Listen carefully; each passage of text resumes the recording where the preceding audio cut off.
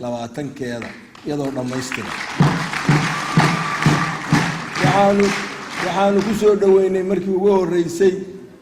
dawladda federaalka muddo waxna u kala jireen magaalada Garoowe Sheekh Shariif Sheekh Ahmed iyo Cabdiwali Maxamed Cali oo muddo aan socon oo guriga ku xiraa baan waxaan socodsiiyay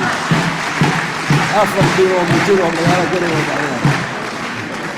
iyagoo faraxsan oo qoslaya dadkii la soo dhaweeyay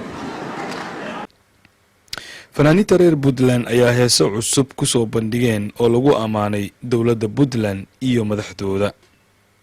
munaasabadda halkan ka dhacday ayaa waxay qayb ka tahay munaasabadaha loo sameeyo madaxda Soomaalida ee ku sugan magaalada London caawa madaxweyne Cabdiraxmaan Faroole ayaa sidoo kale munaasabadiisa oo ku weeliyay ra'iisul wasaare Cabdiwali Gaas ayaa waxa isna ula hadlay jaaliyadda balaaran ee reer Puntland ee ku nool dalkan Britain gaar ahaan magaalada London Brian Umar Baafe wararka Universal London